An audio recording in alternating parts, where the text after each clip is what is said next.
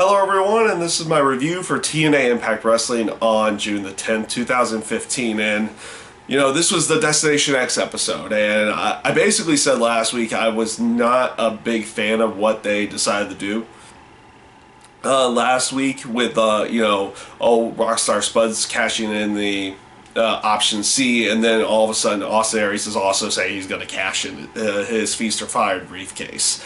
I was not a big fan of that. I said the matches would probably be good, or if not great, but in the grand scheme of things, I'll talk about those a little bit later on. But in a nutshell, I feel like I was kind of right in that sense, but I'll give my opinion about that a little bit later on in the show. But since they decided, since they went with the area where Rockstar Spud cashes in the X Division title, goes with Option C, of course they set up the triple threat matches like they do every year when Option C is taken advantage of, and they go after the World Heavyweight title. So you had three of those with low key getting one of the wins, being part of the BDC and everything like that. So at least they're putting the BDC over in some way, because they were failing at it with Rising in every way, shape, or form in this case. Tigre Uno going over in his triple threat match, and Grado going over in his. And obviously they kind of set this one up, and I would say Grado's an interesting character. And they kind of set it up for him winning throughout the night, where, he's playing this backstage segment thing where he thinks he has to make weight for the X Division and everything before he is told, like in the last segment, that he does not need, that it's not about weight limits, it's about no limits and everything like that. So the whole misconception of like, oh, he's supposed to be a cruiserweight, this or that, and like, no, you just got to be willing to take it to the extra level type of thing to be an X Division guy. And those segments were relatively entertaining and everything, but I guess in this area we've had plenty of comedy characters in the past, and that's pretty much what this guy is. And honestly, for being, he was over when they did the UK thing, but they haven't used them since. So how is he going to necessarily be over in this case here and now? And he was a little bit over with some of the fans there, because obviously there's a difference between I won't say really a difference between the fan types of like WWE or Ring of Honor or TNA, but some of these fans are people that would actually go out and seek out the other promotions and seen these guys before, so they know what it is. And his character itself is it's silly, it's goofy, it's over the top in every way, shape, or form. I'm not necessarily buying into it all that much. Then again, I don't always necessarily fall into the comedy gimmicks in there, and this one's just not really floating all that well with me. Like Eric Young's kind of, Eric Young in his comedy gimmick I felt was really good. Santino Marella in the past I felt was really good. But then again, these were guys who also, when they would make like a comedy, do comedy skits or this or that, or do kind of weird things on the screen, but when it came to in-ring time, they would maybe do something more over the top, but they would make the match look good. And that's the one thing I don't see with him right now. He's not making the match look good, but they're obviously going with this. So we'll see if he is going to do more things down the road in there. It'll be interesting to see him work with Loki and Tigre Uno a little bit later on when he has when they have that X Division title match, that other triple threat match there. The other two matches, like I said, this match wasn't by any stretch of the imagination horrible. Story, they kind of told a story in there how Kenny King was basically going to take, because it was Kenny King, Grado, and Cruz, another luchador in there, and and they basically were playing it off as Kenny King was kind of taking everything lightly, and it was like, oh, it's a guaranteed win and everything like that. And eventually he loses out because of his overconfidence. And so they kind of told a decent story inside that match. I'm just not buying into the Grado character all that much yet. So we'll see how they use him down the road, and what he actually. If they use them more, all that kind of stuff. So we'll see where they go with that, and the X Division title match with him, Low Key, and Tigre Ono down the road. The knockouts segments, worst knockout segments I've ever seen. That's all I'll put it. They were bad. They were bad. Not the aspect that there was like, oh, let's do a lingerie pillow fight or anything like that. It's just the whole aspect of how the segments in the end worked. Because for a while, you had Awesome Kong and Gail Kim going after Tara Terrell. Okay, Gail Kim's gone, so now Awesome Kong is going to go for Tara Terrell in this case. So they set up that, and it was like, oh, the only way you're going to do it is if you do a lingerie pillow fight, all that kind of stuff. So obviously Awesome Kong wasn't going to do that, so she sits there, takes out Jade and Marty Bell, and this brings out Brooke Tessmacher, who was actually going after, wasn't necessarily going after, but had the match the week before with Jade, ends out winning, and they go after her friend Rebel. So you would figure Brooke Tessmacher would want to go after Marty Bell and Jade, and Awesome Kong would go after Tara Terrell, but they flip-flopped it, where now Awesome Kong's going after them, and Brooke's going after Tara in the Knockouts title, where, at least in the terms of storyline where they were going, it should be completely the other way around. So that was more or less where it was, because of the aspect that they kind of flip-flopped the storyline for no reason either in there. So it just came off really, really bad in that sense. And after that, because I'm actually going to get away from the knockout segment here. After that, you had Bram coming out there talking about how much he feels that, I'm trying to fully grasp what it was, but it was pretty much how he did not like the Destination X or the X Division or anything like that. So instead, he wanted to be out there to call out any past TNA wrestler, which brought out Crimson. And, not many people remember Crimson, at least I don't think that many people do. Not a relatively good character, but a guy who was actually relatively decent in the ring, but never really grasped a character of any sense. Down the road, and eventually was gone.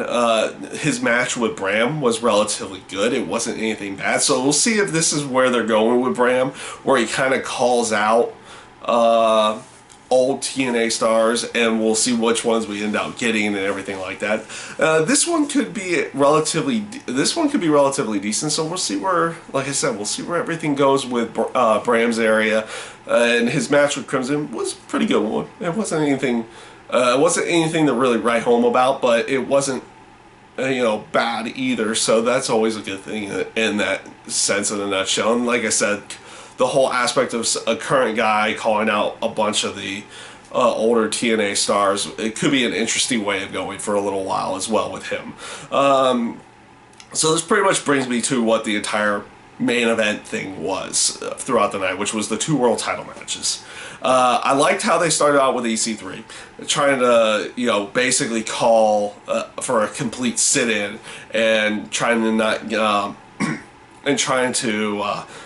stop the matches from happening. Obviously, Kurt Angle comes out, stops that from really occurring either. So, a relatively decent start there. The match with Rockstar Spud and Kurt Angle, I felt was relatively good, and I thought they would make a really good match out of it. It would be a lot of fun to watch. Obviously, they were going to go with Kurt Angle in this case because there's no reason to put the title on Spud, even for just a little while. There's no reason to really do it.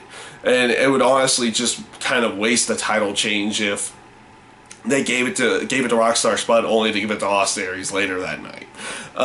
So that was one area that I wish they would have had somebody else with the X Division title to make it look at least a little bit more credible down the road for that type of match. That was what I was honestly hoping for, but you know, they went with this route and they played the Underdog story, and it came off relatively good. Don't get me wrong.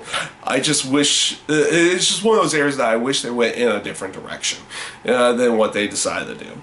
So the Austin Aries Kurt Angle match. How am I going to put this? Because the match was great.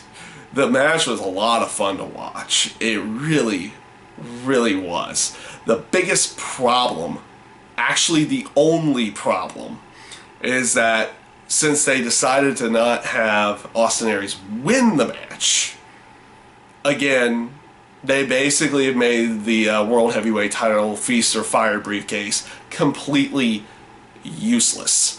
They've never had anyone actually cash the thing in and win the title. It's never happened with the World Heavyweight title. They never seem to want to do it with that belt for whatever reason.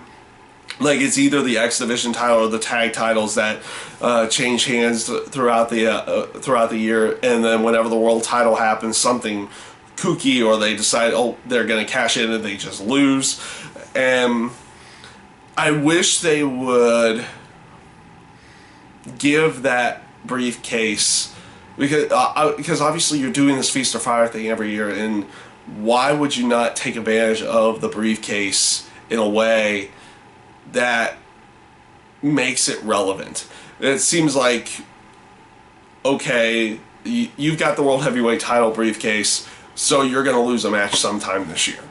It's like, it's just gotten to the point with that Feast or Fire. This is one of the reasons why I don't like the Feast or Fire match in general, is because they never really utilize those briefcases in the best way possible. They did a really good way with Rockstar Spud earlier this year, at least I felt. But for the most part, the briefcases are kind of just, oh, they're there. Here you go. Oh, someone's cashing in. They did a relatively good setup throughout this year, setting up the cash-in for Austin Aries, but again, they never take full advantage of it by having the person win, especially with a World Heavyweight title. And that's the one thing I want them to do is, you know, just do it. You know, have them actually cash in the World Heavyweight title briefcase and win. That's what most people want to see in this case. And of course, that's not what ends up happening. And and like I said, don't get me wrong, the match was great. It was a great match to watch. It really was. But it's just disappointing that they won't take full advantage of something that they have. That they have, and who knows if they actually will ever take advantage of that down the road. So we'll see. We'll see, because more likely they'll do another Feast or Fire next year. And we'll see if they do something finally with a World Heavyweight title that's somewhat interesting, or you get an actual title change out of that. And of course, right after the match, they had to finish it off with EC3 basically standing over Kurt Angle and everything, where he, you know, even though completely exhausted anything, he comes in, knocks him down, knocks him out, whatever it is, and stands over with the World Heavyweight title, basically setting up for him and Kurt Angle down the road. And more likely Slammiversary or something in that sense. So, overall,